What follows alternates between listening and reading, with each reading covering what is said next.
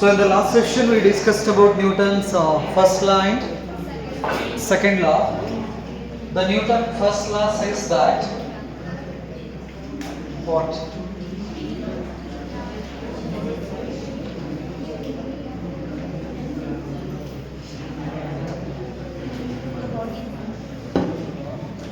If the body is at rest, remains rest. If the body is in motion, will keep moving in the same direction unless and until external force act of that object. So ವಸ್ತು ನಿಂತಿದ್ದು ನಿಂತಂಗೆ ಇರ್ತೈತಿ. ವಸ್ತು uniform motions ಮಾಡಕತ್ತಿದ್ದು straight line ಅಲ್ಲಿ, straight line ಒಳಗಡೆ uniform motions ಅನ್ನ ಮಾಡ್ತಾ ಇರ್ತೀವಿ. ಎಲ್ಲಿವರೆಗೂ ಅಂದ್ರೆ ಯಾರಾದ್ರೂ ಅದರ ಮೇಲ್ಗಡೆ ಏನಾದ್ರೂ ಮಾಡೋ ಮಟ್ಟನೋ ಹಂಗೆ ಇರ್ತಾವ ಅಂತ ಅರ್ಥ. That is the first law.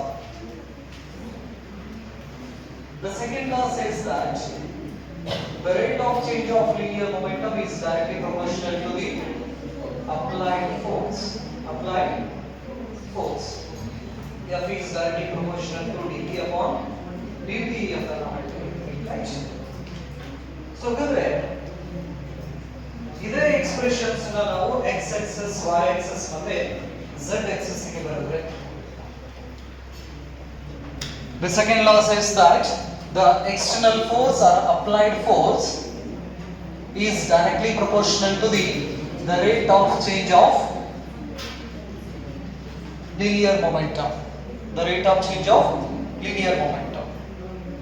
This external force changes the linear momentum when the body is moving with a uniform velocity or uniform, making a uniform motions.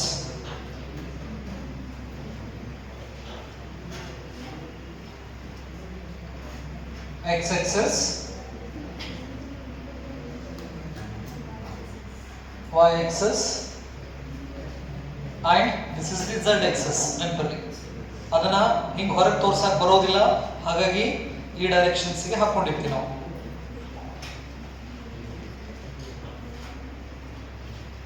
If the external force is along the x-axis, then we can write this expression along x-axis is equal to dpx divided by dt. Y-axis ದಲ್ಲಿ the applied force is along the y-axis, that is equal to dpy divided by dt. Z-axis, the force along Z-axis is equal to dp z divided by dt. So here O stands for what? Origin. That is the starting point from where we observe and measure the motion of an object.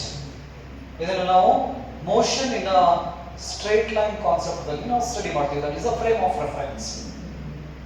ಬಂದಿರಬೇಕು ಈ word, frame of reference. ಇಲ್ಲ ಕಟ್ಟಿದೆ ಈಗ ಹೇಳಿದ್ನಲ್ಲ.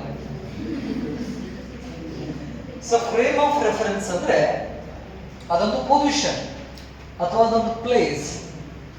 ಆ position ಅಥವಾ ಆ place ದಿಂದ ನಾವು ಮೋಷನ್ ಅನ್ನ, ಅಂದ್ರೆ ಆಬ್ಜೆಕ್ಟ್ ಓಡಾಡೋದನ್ನ ನೋಡ್ತಿರ್ತೇವೆ, ಮತ್ತೆ ಆ ಆಬ್ಜೆಕ್ಟ್ ಮೋಷನ್ಸ್ ಅನ್ನ ಮೆಜರ್ ಮಾಡ್ತಿರ್ತೀವಿ. ಅಲ್ಲಿ ಓಡಾಡಕತ್ತ ನೋಡಕ್ಕೆ, ಇಲ್ಲಿ ಓಡಾಡಕತ್ತ ನೋಡೋ, ಹೌದಾ? ಸೊ ಹಾಗಾದ್ರೆ ನಾವು ಎಲ್ಲಿ ನಿಂತು ನೋಡ್ತಿರ್ತೇವೆ ಅಥವಾ ಎಲ್ಲಿಂದ ನಾವು ಮೆಜರ್ ಮಾಡ್ತೀವಲ್ಲ ಆ ಪಾಯಿಂಟ್ ಅನ್ನು ನಾವು ಏನಂತ ಕರಿತೀವಿ? ಫ್ರೇಮ್ ಆಫ್ ರೆಫರೆನ್ಸ್ ಅಂತ ಹೇಳ್ತೀವಿ. ಈಗ ಯಾರಾದ್ರೂ ಅಡ್ರೆಸ್ ಕೇಳ್ಕೊಂತ ನಿಮ್ ಕಡೆ ಬಂದ್ರಪ್ಪ ಅಂತ ಹೇಳಿದ್ರೆ ಏನ್ ಮಾಡ್ತಾರೆ? ಹೇಳಂಗಿಲ್ಲ, ಹೋಗಂತ ಕಳಿಸ್ತಾರೆ. ಅಡ್ರೆಸ್ ಕೇಳ್ಕೊಂತ ಬಂದ್ರಪ್ಪ ಅಂತ ನಿಮ್ಗೆ ಗೊತ್ತಿರ್ತೈತೆ ಅಡ್ರೆಸ್, ಏನ್ ಮಾಡ್ತೀರಾ? ಹಾ, ಸೀದಾ ಹೋಗಿ ರೈಟ್ ಹೋಗ್ಬೇಕಂತ.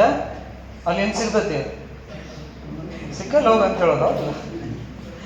ಅಡ್ರೆಸ್ ಹೇಳ್ಬೇಕಾದ್ರೆ ನಾವು ಹೇಳ್ತೀವಿ ಅಂದ್ರೆ ಇಲ್ಲಿಂದ ಮುಂದೆ ಹೋಗ ಹೇಳಬೇಕಾದ ರೀತಿ ಅವ್ರು ಸ್ವಲ್ಪ ಅಬ್ಸರ್ವ್ ಮಾಡ್ರಿ. ಇಲ್ಲಿಂದ ಅಂತ ಹೇಳ್ತೀವಿ ನಾವು, ಅಂದ್ರೆ ನಾವು ನಿಂತಿದ್ದ ಜಾಗನ ಏನೀಗ starting point. That is the reference. ನೆನಪಲ್ಲಿ ಇಲ್ಲಿಂದ ಅಂತ ಹೇಳ್ತೀವಿ. ಮುಂದೆ ಅಲ್ಲೊಂದು ಸರ್ಕಲ್ ಬರ್ತೈತಿ. Circle ಏನೋದೀಗ reference. ಗುರುತಕ್ಕೆ ಅಂತ ಹೇಳ್ತೀವಿ ನೋಡ್ರಿ ನಾವು. ಗುರುತಕ್ಕೊಂದು ಏನಾರ ಹೇಳ್ಬೇಕಲ್ಲ ಅವಾಗ. ಅಲ್ಲಿ ಸರ್ಕಲ್ ಬರ್ತೈತಿ, ಒಂದು 3-4 ರೌಂಡ್ ಹೊಡಿ, ತಲೆ ತಿರುಗ್ತೈತಿ, ಮಕ್ಕೊಂಡ್ಬಿಡಲ್ಲ ಅಂತೀವಿ. ಸೊ ಅಂದರೆ ರೆಫರೆನ್ಸ್ ಪಾಯಿಂಟ್ ನೀವು ಯೂಸ್ ಮಾಡ್ತೀವಲ್ಲ ನಾವು, ಆ ರೆಫರೆನ್ಸ್ ಪಾಯಿಂಟಿಗೆ ನಾವು ಏನಪ್ಪ ಅಂತ ಹೇಳಿದ್ರೆ X axis, Y axis, Z axis ನಾವು ಫಿಕ್ಸ್ ಮಾಡಿದ್ವು ಅಂದರೆ that becomes a static frame of reference. ನೆನಪಲ್ಲಿ. ಸೊ ಹಾಗಾಗಿ ಇಲ್ಲಿಂದ ನಾನು ಈಗ ಒಂದು ಆಬ್ಜೆಕ್ಟ್ ಏನಾದರೂ ಇಲ್ಲಿತ್ತಪ್ಪ ಅಂತ ಹೇಳಿದ್ರೆ ಯಾವ ಎಕ್ಸಸ್ ಮೇಲ್ಗಡೆ ಇದೆ? ಅದು ಎಕ್ಸ್ ಎಕ್ಸಸ್ ಮೇಲ್ಗಡೆ ಇದೆ. ಎಷ್ಟು ದೂರ ಐತೆ ಅದು? ಎಷ್ಟು ದೂರ ಐತೆ ಅಂದ್ರೆ ಎಲ್ಲಿಂದ ಅಳತೆ ಮಾಡಕ್ ಚಲೋ ಮಾಡ್ತೀರಿ ನೀವು? ಈ ಕಡೆಯಿಂದನೋ ಓದಿಂದನೋ? ಓದಿಂದ ನೀವು ಚಲೋ ಮಾಡ್ತೀರಿ, ಹೌದಿಲ್ಲ? ಎಲ್ಲಿಂದ ನಾವು ಅಳತೆ ಮಾಡಕ್ ಸ್ಟಾರ್ಟ್ ಮಾಡ್ತೀವಿ ಆ ಪಾಯಿಂಟ್ ಏನಂತ ಕರಿತೀವಿ? ರೆಫರೆನ್ಸ್ ಪಾಯಿಂಟ್ ಅಂತ ಕರಿತೀವಿ. ಆ ರೆಫರೆನ್ಸ್ ಪಾಯಿಂಟ್ಗೆ ನಾವಿಲ್ಲಿ ಒರಿಜಿನ್ ಅಂತ ಕರಿತೀವಿ. ನೆನಪಲ್ಲಿ. ಸೊ ಹಾಗಾದ್ರೆ ಈಗ ನಾನು ಆಬ್ಜೆಕ್ಟ್ ನ ಎಕ್ಸ್ ಎಕ್ಸಸ್ ದಲ್ಲಿ ನಾ ಏನಾದ್ರೂ ಡಿಸ್ಪ್ಲೇಸ್ ಮಾಡಿದ್ರೆ, ನಿಂತಿದ್ದ ಆಬ್ಜೆಕ್ಟ್ ನ ದೂಡಿನಪ್ಪ ಅಂದ್ರೆ ಅದ್ರ ಮೊಮೆಂಟಮ್ ಚೇಂಜ್ ಆಗ್ತೈತಿ, ಹೌದಾ? ಹಾಗಾದ್ರೆ ಯಾವ ಎಕ್ಸಸ್ ದಲ್ಲಿ ಮೊಮೆಂಟಮ್ ಚೇಂಜ್ ಆಗ್ತಾ ಇದೆ? ಎಕ್ಸ್ ಎಕ್ಸಸ್ ದಲ್ಲಿ. ಅದನ್ನ ನಾವು dpx, it stands for what? The changing linear momentum along the x axis with respect to time. ಯಾವ ಎಕ್ಸಸ್ ಗುಂಡ ಅದರ ವೆಲಾಸಿಟಿ ಚೇಂಜ್ ಆಗುತ್ತಾ ಹೊಂಟಿದೆ. ಆ momentum is nothing but what? Mass into velocity ಅಲ್ಲ. ಮಾಸ್ ಫಿಕ್ಸ್ ಇತ್ತು, ವೆಲಾಸಿಟಿ ಏನಾಗ್ತಾ ಇದೆ ಇಲ್ಲಿ? ಚೇಂಜ್ ಆಗ್ತಾ ಇದೆ. So this is the external force can change the linear momentum along the x-axis. Y-axis vertically upward ಮಾಡುತ್ತಲ್ಲ ಇದು. ಸೊ ಹಾಗಾದ್ರೆ vertically upward ದಲ್ಲಿ ಅದರ ಏನಾದರೂ linear momentum change ಆಗಕತ್ತಿತ್ತಪ್ಪ ಅಂತ ಹೇಳಿದ್ರೆ ಅದಕ್ಕೆ x-axis ಗುಂಟ ಅಪ್ಲೈ ಮಾಡಿದ ಫೋರ್ಸ್ ಕಾರಣ. ನೆನಪಲ್ಲಿ. ನೆಕ್ಸ್ಟ್ ಆಬ್ಜೆಕ್ಟ್ ಏನಾದರೂ ಮುಂದೆ ಹೊರಟಿತ್ತಂದ್ರೆ y-axis. ನೆನಪಲ್ಲಿ. ಇವತ್ರದ ಎಕ್ಸ್ಪ್ರೆಷನ್ಸ್ ನ ಬರೆದಿಟ್ಕೊಳ್ಳಿ. ಬರ್ಕೊಂಡ್ರ? So this linear momentum gives the effect of force. Remember, if the linear momentum is less, the effect of force will be less. If the linear momentum is more, the effect of force will be more. ನಿನ್ನೆ ಒಂದಿಷ್ಟು examples ಕೊಟ್ಟಿದ್ದೆ ಏನೋ.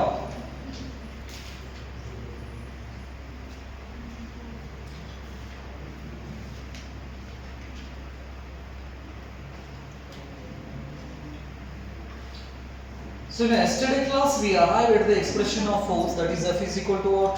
Mass into acceleration. ಇದೊಂದು ಐತಲ್ಲ. So ಹಾಗಾದ್ರೆ we can write F is equal to dp upon dt, that is equal to m into a. ಬರೀಬೋದಲ್ಲ? ಏನ್ ಬರೀತೀರ ಹೆಂಗ? Force is directly proportional to dp upon dp. Our force is the product of mass into acceleration. ಎರಡನ್ನು ಬರೀಬಹುದು ನೆನಪಲ್ಲಿ. Force ಅಂದ್ರೆ dp upon dt ಅಂತ ನಾವು ಹೇಳ್ಬೋದು. Force is equal to m into a ನು ಕೂಡ ನಾವು ಬರೀಬಹುದು ಎಕ್ಸ್ಪ್ರೆಷನ್ಸ್ ನ, ರೈಟ್? ಸೊ ಹಾಗಾದ್ರೆ ಇಲ್ಲಿ ನಾವು ಬರೀಬೇಕಾದ್ರೆ x axis, y axis, z axis mass same ಇದೆ. acceleration along which axis? x axis. Here m into a, y. Here m into a, z. So here this is the acceleration along x-axis, acceleration along y-axis, acceleration along z-axis. here ಕೊಂತ ಏನು ಮಾಡಬೇಕು? ಬರೀಬೇಕು. ಆ ಕಡೆ ಈ ಕಡೆ ನೋಡಲಾರ್ದ ಹೇಳ್ಕೊಂತ ಬರೆದ್ರಂದ್ರೆ perfect ಆಕಿರಿ. ಬರೆದ್ರ?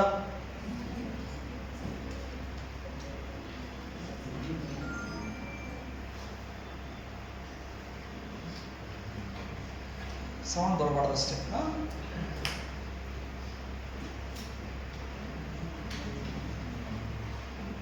So ಈಗ ನಿಮ್ಮ ಕೈ ಒಳಗಡೆ ಒಂದು ಸಣ್ಣ ಕೊಟ್ಟಲ್ಲಿ ಸಣ್ಣ ರೂಢ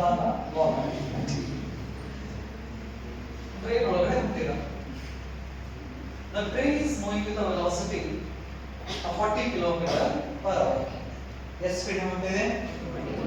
40 km per hour ಒಳಗಡೆ ಟ್ರೈನ್ ಹೊಂಟೈತಿ, ಹೌದಾ?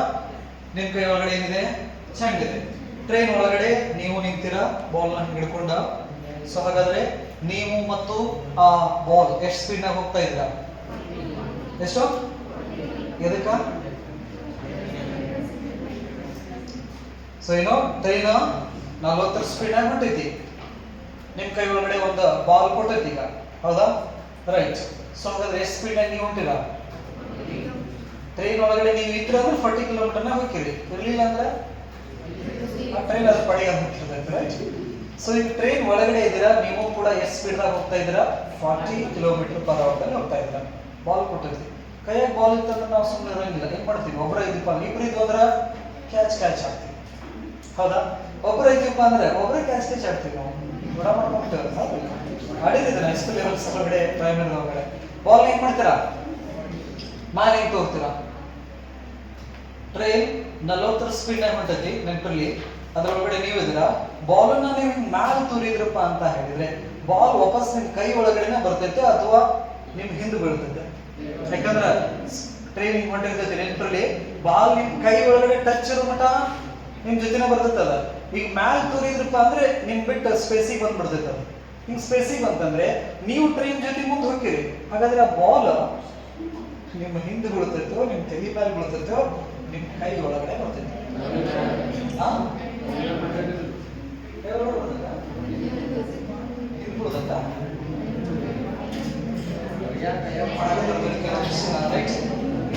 ಏನಾಗ್ತೈತಿ?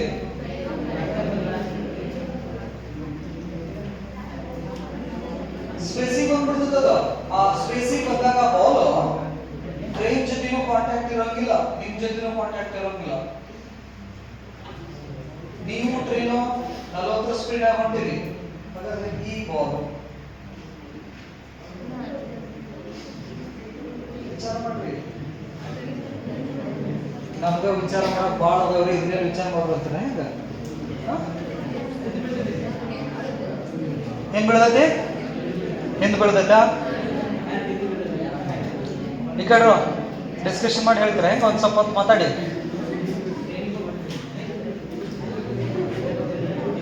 See here, according to the Newton's laws of motion. Newton's laws of motions ಪ್ರಕಾರ ಒಂದು ವಸ್ತು ಚಲಿಸಾಕತ್ತಿತ್ತಂದ್ರೆ ಆ ವಸ್ತು ಚಲಿಸ್ತಾನೆ ಇರ್ತೈತಿ ನೆನಪಿರ್ಲಿ. ಸೊ ಹಾಗಾಗಿ ನಮ್ಮ ಬಾಲ್ ನಮ್ಮ ಕೈ ಒಳಗಡೆ ಇದ್ದಾಗ ಬಾಲು ಎಷ್ಟು ಸ್ಪೀಡ್ದಾಗ ಚಲಿಸ್ತಿತ್ತು? 40 ಸ್ಪೀಡ್ನಾಗ ಚಲಿಸ್ತಾ ಇತ್ತು ನೆನಪಲ್ಲಿ. ಇಂಥ ಮೂವಿಂಗ್ ಸಿಚುವೇಶನ್ಸ್ ಅಲ್ಲಿ ಏನಾದ್ರು ನಾವು ಆಬ್ಜೆಕ್ಟ್ಸ್ ಅನ್ನ ಸ್ಪೇಸಿಗೆ ಕಳಿಸಿದ್ವು ಅಂದ್ರೆ ಆ ಸ್ಪೇಸಿಗೆ ಹೋದಾಗ್ಲೂ ಕೂಡ ಆ ಆಬ್ಜೆಕ್ಟ್ ಅಷ್ಟ ವೆಲಾಸಿಟಿದಲ್ಲಿನೇ ಮೂವ್ ಆಗ್ತಿರ್ತೈತಿ ನೆನಪಲ್ಲಿ. 40 ಸ್ಪೀಡ್ನಾಗ ಹಿಂಗೆ ಹೋಗೋದು, ನಾನು ಮೇಲೆ ಎಸ್ತಾಗ್ನೂ ಕೂಡ ಅದು ಎಷ್ಟು ಸ್ಪೀಡ್ದಾಗ ಹೋಗಕ್ಕೆ ಇಷ್ಟಪಡ್ತಿರ್ತೈತಿ? 40 ಸ್ಪೀಡ್ದಾಗ. ಹಾಗಾಗಿ ನಾವ್ ಏನ್ ಹೋಗ್ತಿರ್ತೇವಲ್ಲ ಅಷ್ಟು ಸ್ಪೀಡ್ದೊಳಗಡೆನೆ ಬಾಲ್ ಹೋಗ್ತಿರ್ತೈತಿ ವಾಪಸ್. ಹಾಗಾಗಿ ನಮ್ಮ ಕೈ ಒಳಗಡೆನೆ ಬರ್ತೈತಿ. ಯೂನಿಫಾರ್ಮ್ ವೆಲಾಸಿಟಿದಲ್ಲಿ ಇದ್ದಾಗ ನೆನಪಿರ್ಲಿ, ಏನಿದ್ದಾಗ ಇದು ಯೂನಿಫಾರ್ಮ್ ವೆಲಾಸಿಟಿ ಅಂದ್ರೆ ಒಂದ ಸ್ಪೀಡ್ದಾಗ ಹೋಗಿರ್ಬೇಕು.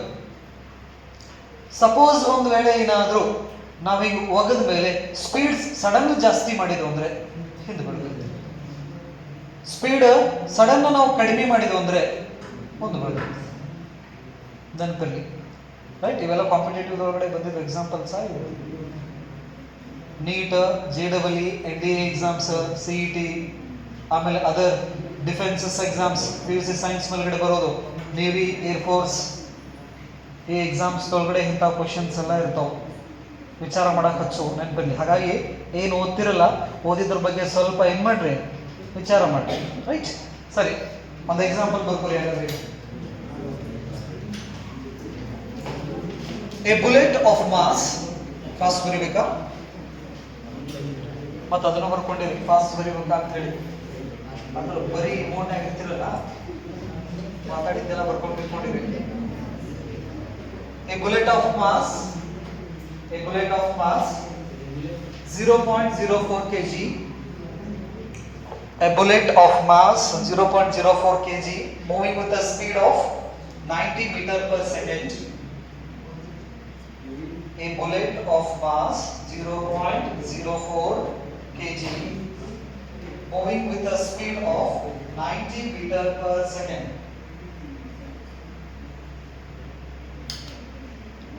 A bullet of mass 0.04 kg moving with a speed of 90 meter per second, 90 meter per second, enters a heavy wooden block, enters a heavy wooden block and is stopped.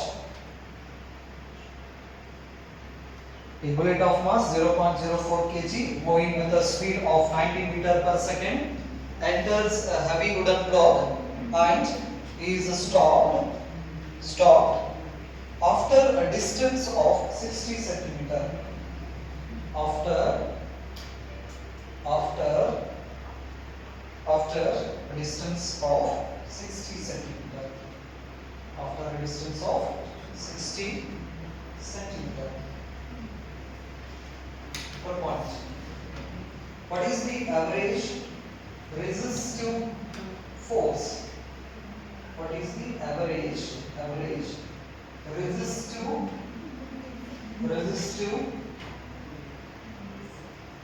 what is the average resistive force exerted by the block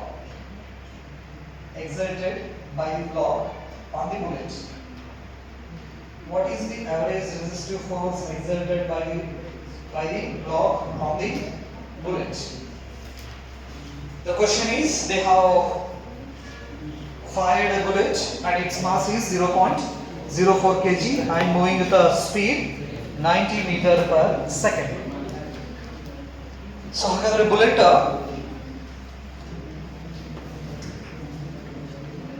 ಏನಿದು bullet ಇದರ mass ಎಷ್ಟು ಕೊಟ್ಟಿದಾರ 0.04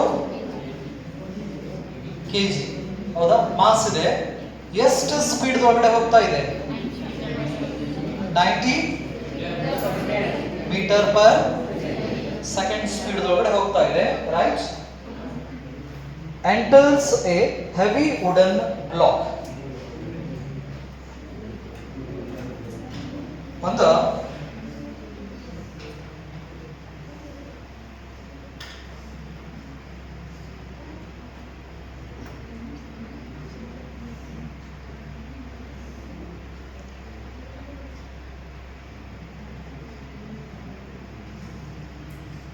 ಒಂದು wooden block ಒಳಗಡೆ enter ಆಗ್ತಾ ಇದೆ.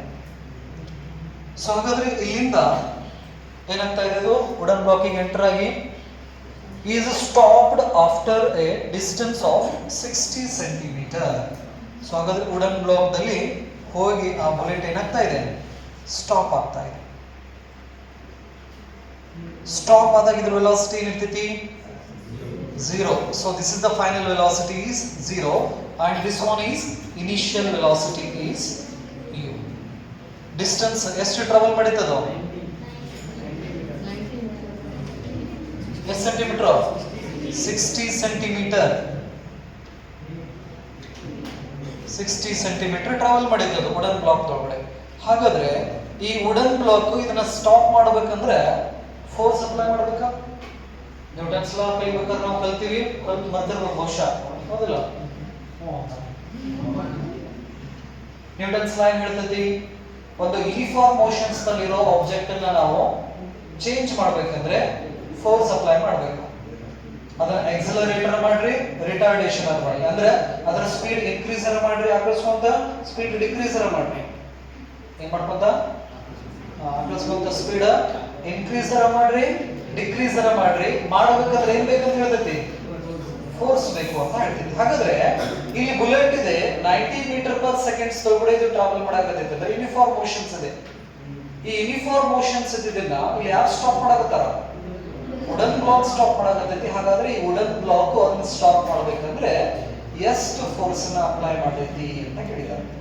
So we have to find the external force applied by this wooden block to stop this bullet. ಈ bullet ಅನ್ನು stop ಮಾಡಬೇಕಂದ್ರೆ ಎಷ್ಟು ಫೋರ್ಸ್ ಅನ್ನ ಅಪ್ಲೈ ಮಾಡಿದ್ವಿ ಅನ್ನೋದನ್ನ ಕ್ಯಾಲ್ಕುಲೇಟ್ ಮಾಡಬೇಕು. ಸಿಚುವೇಶನ್ ಅರ್ಥ ಆಯ್ತಾ? ನೆನಪಲ್ಲಿ ರೈಟ್, ಕ್ಯಾಲ್ಕುಲೇಟ್ ಮಾಡ್ರಿ. ಇಲ್ಲಿ ಏನ್ ಕೊಟ್ಟಿದಾರ, ಇನಿಷಿಯಲ್ ವೆಲಾಸಿಟಿ ಕೊಟ್ಟಿದಾರ, ಫೈನಲ್ ವೆಲಾಸಿಟಿ ಕೊಟ್ಟಿದಾರ, mass ಕೊಟ್ಟಿದಾರ.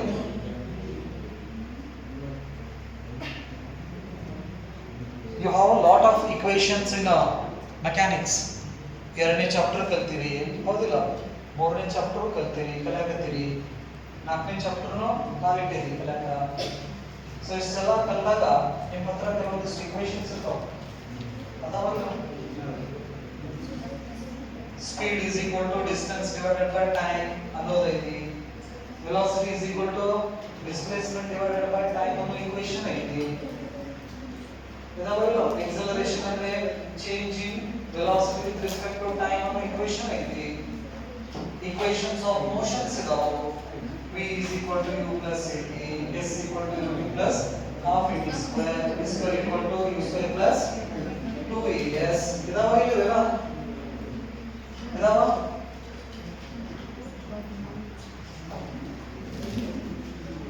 So here initial velocity, final velocity, and this is the displacement, right? We have the expression of a motion, that is v square equal to u square plus 2as. Numerical problems ಅನ್ನ ಮಾಡಬೇಕಂದ್ರೆ equations ನ list ready ಮಾಡಿ ಇಟ್ಕೋಬೇಕಾ ಪ್ರತಿ chapter ಮುಗಿದ ಮೇಲೆ, ಅಥವಾ ಹೆಂಗೆ concept ಮುಗ್ಕೊಂಡು ಹೋಗ್ತಿತ್ತಲ್ಲ ಆ ಕಾನ್ಸೆಪ್ಟ್ ದಲ್ಲಿ ಬರೋ ಇಕ್ವೇಶನ್ಸ್ ನ ಒಂದು ಪೇಜ್ ದಲ್ಲಿ ಲಿಸ್ಟ್ ಮಾಡ್ಕೊಂತ ಹೋಗೋದನ್ನ ರೂಢಿ ಮಾಡ್ಕೊಳ್ಳಿ. The final velocity is 0. This becomes 0. u square plus 2as. 2as ನ ಈ ಕಡೆ ಶಿಫ್ಟ್ ಮಾಡ್ಕೊತೀನಿ. 2as is equal to u square plus ಇದು ಈ ಕಡೆ ಬಂದ್ರೆ minus. ನಮಗೆ a ಬೇಕು ಯಾಕಂದ್ರೆ ಇನಿಷಿಯಲ್ ವೆಲಾಸಿಟಿ ಗೊತ್ತಿದೆ, ನನಗೆ ಡಿಸ್ಪ್ಲೇಸ್ಮೆಂಟ್ ಕೂಡ ಗೊತ್ತಿದೆ, ನನಗೆ ಎಕ್ಸಿಲರೇಷನ್ ಅನ್ನು ಫೈಂಡ್ ಮಾಡಬೇಕು. Because we have to calculate the force. The expression of the force is F is equal to m into a ಅಲ್ಲ. ಮಾಸ್ ಕೊಟ್ಟಾರ ಅವರು, ನಾವೇನ್ ಕ್ಯಾಲ್ಕುಲೇಟ್ ಮಾಡ್ಬೇಕು? ಎಕ್ಸಿಲರೇಷನ್ ಅನ್ನು ಕ್ಯಾಲ್ಕುಲೇಟ್ ಮಾಡಬೇಕು. ಎಕ್ಸಿಲರೇಷನ್ ಕ್ಯಾಲ್ಕುಲೇಟ್ ಮಾಡಕ್ಕೆ ಈ ಈಕ್ವೇಶನ್ಸ್ ನ ಯೂಸ್ ಮಾಡ್ಕೊತೀವಿ. ಹಾಗಾದ್ರೆ acceleration is equal to minus u square divided by 2s. u value ಕೊಟ್ಟಾರ, s ವ್ಯಾಲ್ಯೂ ಕೊಟ್ಟಾರ, ಎಷ್ಟು ಬಂದಿತ್ತು ನೋಡಿ ಕ್ಯಾಲ್ಕುಲೇಟ್ ಮಾಡಿ.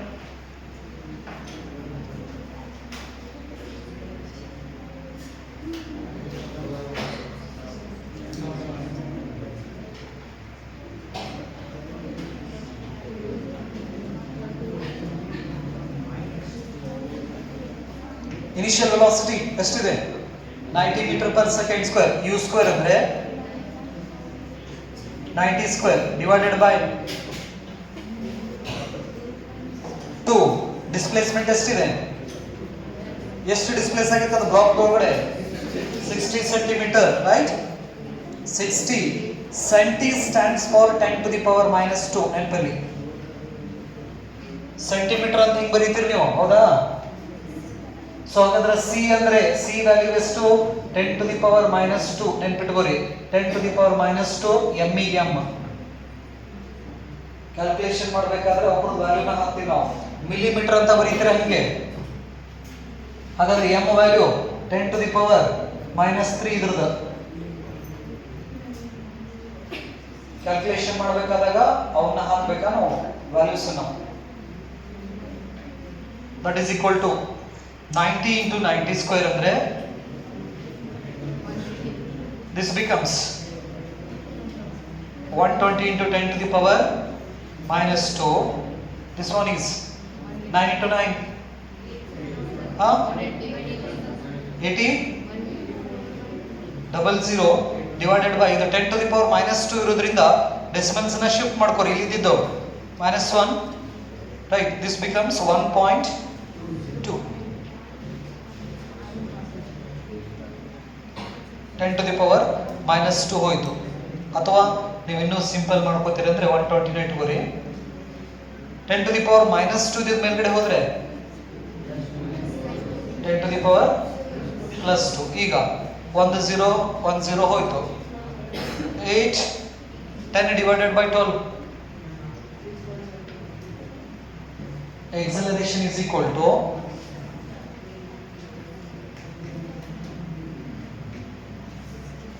minus sign ಯೂಸ್ ಮಾಡ್ಕೊರಿ 12.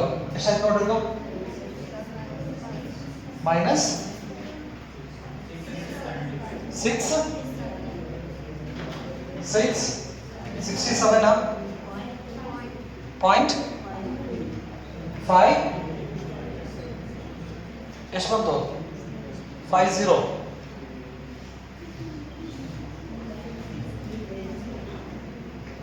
into 10 to the power plus 2 ಇರೋದ್ರಿಂದ ಡೆಸಿಮಲ್ ಎರಡು ಪ್ಲೇಸಸ್ ಶಿಫ್ಟ್ ಮಾಡ್ರಿ acceleration is equal to minus 6750 meter per second square.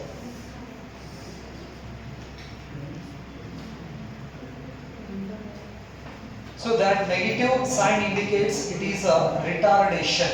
ಅಂದ್ರೆ ವೆಲಾಸಿಟಿ ಆ ವುಡನ್ ಬ್ಲಾಕ್ ಒಳಗಡೆ ಬುಲೆಟ್ ಎಂಟರ್ ಆದ ತಕ್ಷಣನೇ ಆ ಬುಲೆಟ್ ವೆಲಾಸಿಟಿ ಏನಾಗ್ತಾ ಹೋಗ್ತೈತಿ ಇನ್ಕ್ರೀಸ್ ಆಗ್ತಿತ್ತು ಡಿಕ್ರೀಸ್ ಆಗ್ತಿತ್ತು ಡಿಕ್ರೀಸ್ ಆಗುವಂತ ಬರ್ತೈತಿ ರೈಟ್ ಎಷ್ಟು ಎಕ್ಸಲರೇಷನ್ ಡಿಕ್ರೀಸ್ ಆಗುವಂತ ಬರ್ತೈತಿ ಒಂದೊಂದು ಸೆಕೆಂಡಿಗೆ 6750 ಮೀಟರ್ಸ್ ಅಷ್ಟಷ್ಟು ಏನಾಗ್ತಾ ಬರ್ತೈತಿ ಅದು ಪರ್ ಸೆಕೆಂಡ್ ಸ್ಕ್ವೇರ್ ಡಿಕ್ರೀಸ್ ಆಗುವಂತ ಬರ್ತೈತಿ ರೈಟ್ ನೆಕ್ಸ್ಟ್ acceleration value ಗೊತ್ತಾಯ್ತು force calculate ಮಾಡ್ರಿ F is equal to m into a the value of mass is 0.04 acceleration is minus 6750 ಎಷ್ಟಾಯ್ತು ಎಷ್ಟು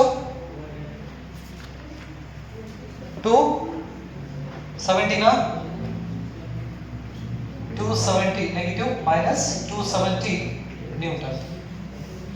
So this negative sign indicates it is a retardative force.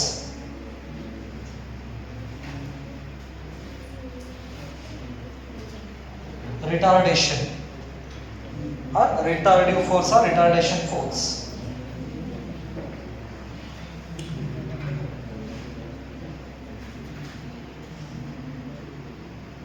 So ಅಂದ್ರೆ ಆ wooden block ಇದ್ರ ಮೇಲ್ಗಡೆ 270 Newton force ಅನ್ನು apply ಮಾಡಕತ್ತೈತಿ opposite ದಲ್ಲಿ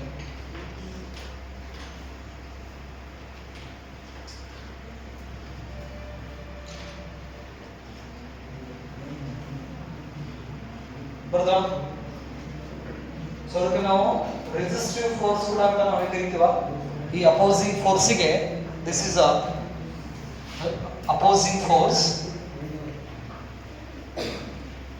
R resistive force.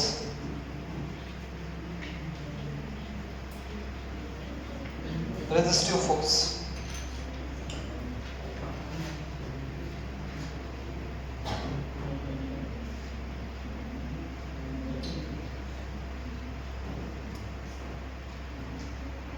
Next problem.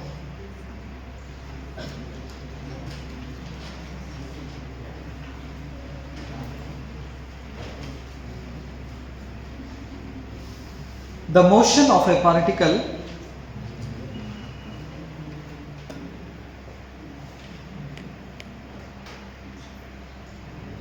the motion of a particle of mass m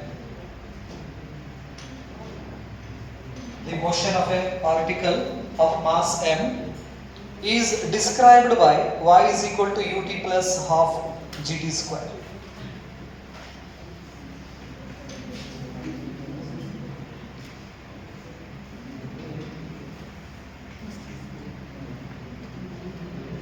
Y is equal to ut plus half gt square full point. Find the force acting on the particle. Find the force acting on the particle.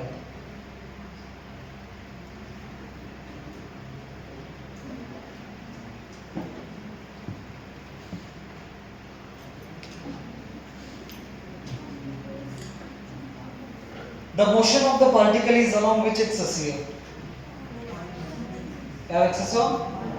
Y axis. Y axis ಅಂದ್ರೆ vertically upward ಅಥವಾ vertically downward ನೆನಪಿರಲಿ. So ಹಾಗಾದ್ರೆ ಇಲ್ಲಿ x equal to ut plus half at square ಬರ್ತದೆ x axis ಇದ್ರೆ y axis ಇದ್ರೆ ನೆನಪಿರಲಿ. But ಇದು z axis ಇದ್ರೆ y axis ಇತ್ತಂದ್ರೆ vertically upward motion ಅಂದ್ರೆ ಪಾರ್ಟಿಕಲ್ ಇದೆ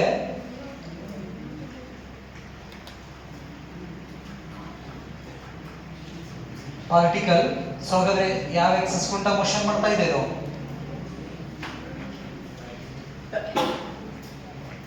y axis ಕೊಂತ ಏನು ಮಾಡ್ತಾ ಇದೆ ಮೋಷನ್ ಮಾಡ್ತಾ ಇದೆ ಅಂದ್ರೆ ಹೀಗೆ ಹೋಗಿದ್ದು ಮೇಲೆ ಹೋಗೋದರ ಕೆಳಗೆ ಬರೋದು ವರ್ಟಿಕಲ್ ಮೋಷನ್ಸ್ ಇದೆ. ಅದರದ್ದು ಡಿಸ್ಪ್ಲೇಸ್ಮೆಂಟ್ ಅನ್ನು ಇಲ್ಲಿ ಕೊಟ್ಟಿದ್ದಾರೆ ನಮಗೆ. y is equal to ut plus half gt square ಅಂತ ನಾವು ಕರಿತೀವಿ, ರೈಟ್? ಹಾಗಾದ್ರೆ ಇದ್ರ ಮೇಲ್ಗಡೆ ಆಕ್ಟ್ ಆಗ್ತಕ್ಕಂತಹ ಫೋರ್ಸ್ ಎಕ್ಸ್ಪ್ರೆಷನ್ಸ್ ನ ಹೇಳ್ರಿ ಅಂತ ಹೇಳ್ತಾರೆ. ಈ ಈಕ್ವೇಷನ್ಸ್ ನ ಯೂಸ್ ಮಾಡಿ ಮ್ಯಾಥಮೆಟಿಕ್ಸ್ ಒಳಗಡೆ ನಾವು ಡಿಫರೆನ್ಷಿಯೇಷನ್ ಅಂತ ಕಲಿತೀವಿ. ಡಿಫರೆನ್ಷಿಯೇಷನ್ಸ್ ಇನ್ನೂ ಸ್ಟಾರ್ಟ್ ಮಾಡಿಲ್ಲ. A velocity is nothing but what? That is a rate of change of displacement dx upon dt. ಇದನ್ನ ಹೇಳೋಣ.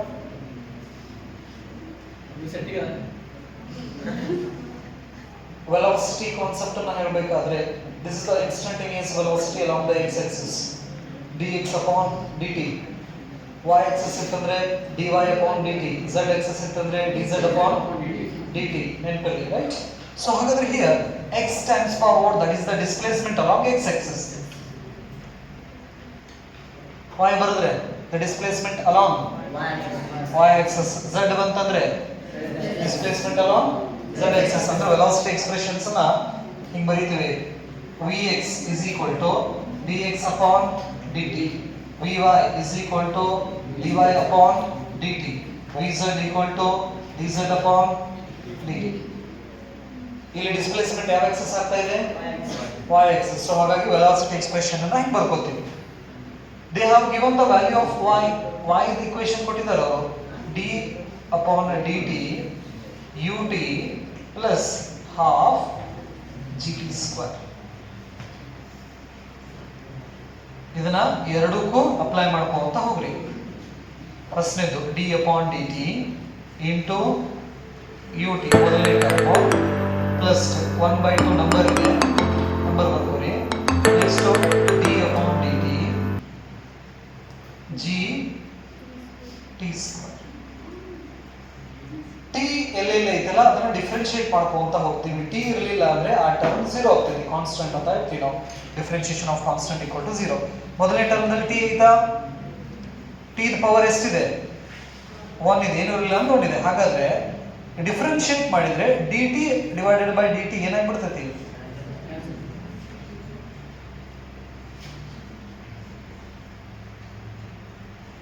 Plus 1/2.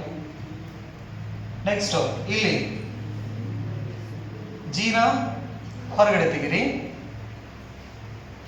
d t square upon dt. v is equal to dt ಏನಾಗ್ತೈತಿ? Cancel ಆಗಿ ಏನು ಉಳಿತೈತಿ? u ಅಷ್ಟು ಉಳಿತೈತಿ. Plus 1/2 g ಇಲ್ಲಿ 2 ಇದೆ ಅಲ್ಲ, ಇದನ್ನ ಡಿಫರೆನ್ಶಿಯೇಷನ್ ಮಾಡಿದ್ರೆ 2 into t ಉಳಿತೈತಿ, 2t. ಸೊ ಹಾಗಾದ್ರೆ ಇಲ್ಲಿ ಏನು ಕ್ಯಾನ್ಸಲ್ ಆಗ್ತೈತಿ? 2 ಕ್ಯಾನ್ಸಲ್ ಆಯ್ತು.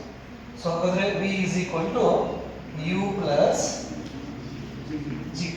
ಇದರದ ಎಕ್ಸ್ಪ್ರೆಷನ್ ಸಿಕ್ತು. ವೆಲಾಸಿಟಿ ಇದರದ ಎಕ್ಸ್ಪ್ರೆಷನ್ ಇದು ವೆಲಾಸಿಟಿ. ನೆಕ್ಸ್ಟ್ acceleration ಫಾರ್ಮುಲಾ ಗೊತ್ತಿದೆ. acceleration is equal to the rate of change of velocity dv upon dt. dv upon dt. So ಹಾಗಾದ್ರೆ ಇದನ್ನ ನಾವು x axis ನಲ್ಲಿ ಬರೀಬಹುದು. ax is equal to dvx divided by dt, ay is equal to dvy divided by dt, az equal to dvz divided by dt. ಇವನ್ನ ನೋಡ್ಕೊಂತ ಸೈಡಿಗೆ ನೀವು ಏನ್ ಮಾಡ್ಬೇಕು? ಬುಕ್ನಾಗ ಬರ್ಕೊಂತ ಹೋಗ್ಬೇಕು. ಬರೀ ಕಣ್ ಕಳಿಸ್ಕೊಂತ ನೋಡ್ಕೊಂತ ಕುಂದ್ರೋದಲ್ಲ. ಬೋರ್ಡ್ ಮೇಲೆ ಏನ ಬರ್ತೀವಲ್ಲ ಆ ಬರ್ದಿದ್ದನ್ನ ಏನ್ ಮಾಡ್ಬೇಕು? ಬರ್ಕೊಂತ ಹೋಗ್ಬೇಕು. ನಿಮ್ ಬುಕ್ನಾಗ ಇಲ್ಲ ಅಂದ್ರೆ ಅಟ್ಲೀಸ್ಟ್ ಬಾಜುದವ್ರು ಹೋಗ್ತಾ ಇದ್ರ ಅವ್ರ permission ತಗೊಂಡ್ಬೇಕು.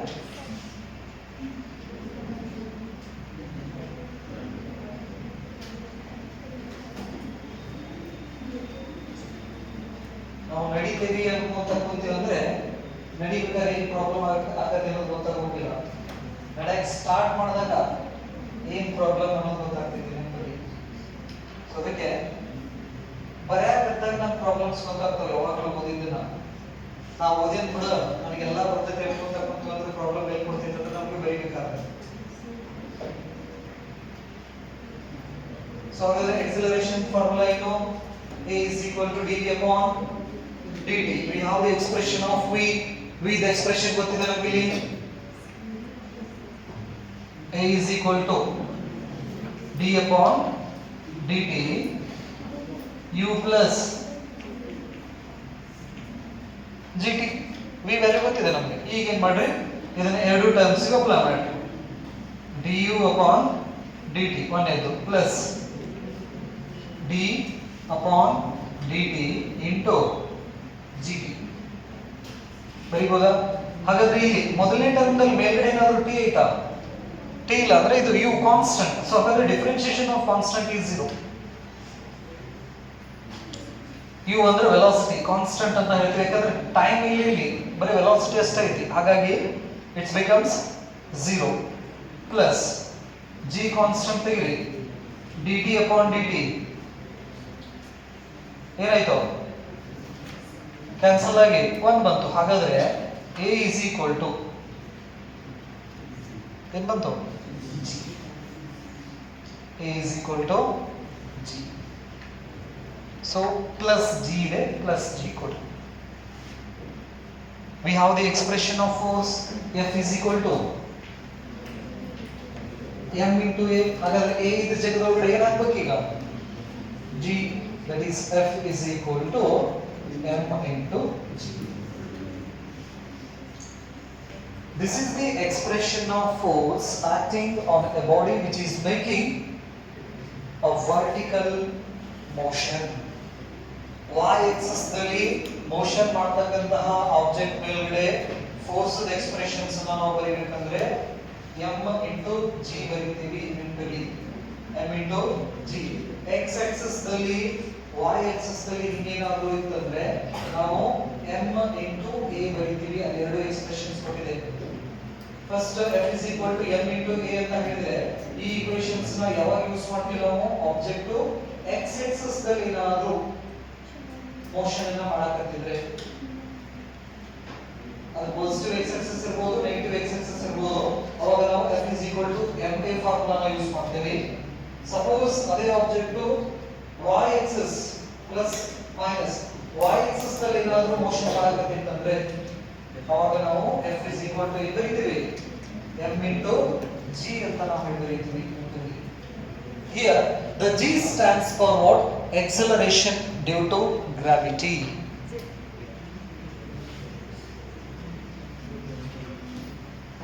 Acceleration due to gravity. Acceleration due to gravity, and its value is g is equal to 9.8 meter per second square. g is equal to ಎಷ್ಟು? 9.8 meter per second square. That is a fixed. So ಅಂದ್ರೆ ಈಗ ಈ class room ಒಳಗಡೆ if we change the position then the value of g will starts to change. ಆ g value 9.8 ಐತಲ್ಲ ಅದನ್ನ almost 9.8 ಅಂತ consider ಮಾಡ್ತೀವಿ. ಬಟ್ ನಾವು ಭೂಮಿಯ ಒಂದು ಭಾಗದಿಂದ ಇನ್ನೊಂದು ಭಾಗಕ್ಕೆ ಹೋಗಿ ಚೆಕ್ ಮಾಡಿದ್ರೆ g ವ್ಯಾಲ್ಯೂದಲ್ಲಿ ವೇರಿಯೇಷನ್ಸ್ ಅನ್ನು ಕೂಡ ನಾವು ನೋಡ್ತೀವಿ. g ಅಂದ್ರೆ ಏನು ಹೇಳ್ತೀರಾ? acceleration due to gravity and its value is 9.8 meter per second square ಅಂತ ಹೇಳ್ತೀವಿ. ಎಕ್ಸ್ಪೆರಿಮೆಂಟ್ಸ್ ಅಲ್ಲಿ ಬಹಳ ಕಡೆ ಯೂಸ್ ಮಾಡ್ತೀವ. ಇದರ ವ್ಯಾಲ್ಯೂ ಅವ್ರು ಕೊಡ್ಲಿಲ್ಲ ಅಂದ್ರೂ ಕೂಡ ನಾವು ಕನ್ಸಿಡರ್ ಮಾಡ್ಬೇಕು. ಹೆಂಗಂದ್ರೆ ಈಗ 5 ಅಂದ್ರೆ ಎಷ್ಟು ಹೇಳ್ತೀರಾ? 22/7. ಅವ್ರೇನು ಹೇಳಿಲ್ಲ, ಜಸ್ಟ್ 5 ಅಂತ ಹೇಳ್ಯಾರ ಅವ್ರು ಅಷ್ಟೇ. ಹಂಗೆ ಇಲ್ಲಿ g ಅಂತ ಹೇಳಿದ್ರೆ ವ್ಯಾಲ್ಯೂ ಎಷ್ಟು ತಗೋಬೇಕಾ? 9.8 meter per second square, right? ಇದೇನಿದು acceleration due to gravity. ಅಂದ್ರೆ ಪಾರ್ಟಿಕಲ್ ಈಗ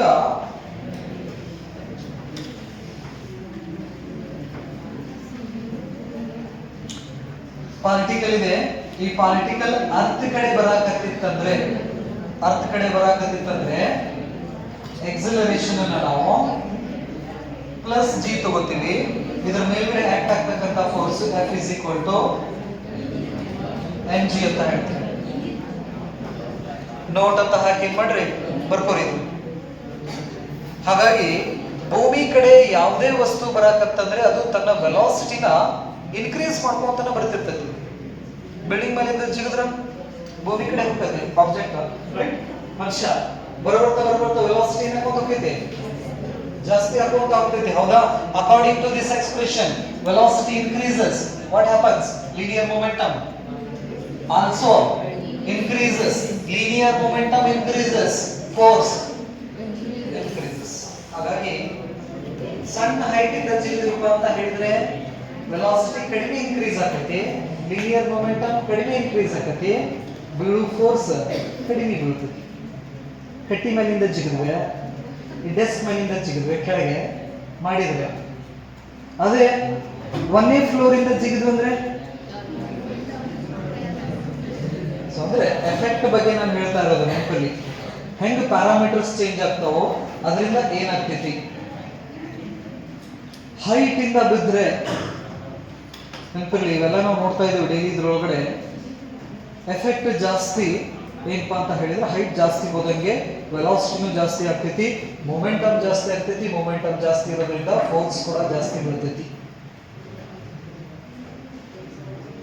ಈ ಲಾಂಗ್ ಜಂಪ್ ಗಿಂಗ್ ಜಂಪ್ ಆಡ್ಬೇಕಾದ್ರೆ ಏನ್ ಮಾಡಿರ್ತಾರ, ಉಸಿರು ಹಾಕಿರ್ತಾರ, ಅದನ್ನ ಬಿಟ್ಟು ಪಾರ್ಟಿಕಲ್ನ ಜಿಗಿ ಅಂತೇಳಿ ಜಿಗಿಸ್ತಾರ,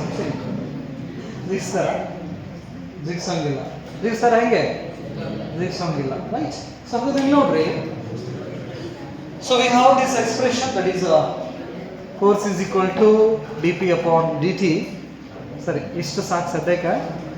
ನಾಳೆ ಕ್ಲಾಸಲ್ಲಿ ಮತ್ತೆ ನಾನು ಡಿಸ್ಕಷನ್ ಮಾಡ್ತೀನಿ. ಇವಾಗ ಸ್ವಲ್ಪ ಪ್ರಾಕ್ಟೀಸ್ ಮಾಡೋದು, ರೈಟ್?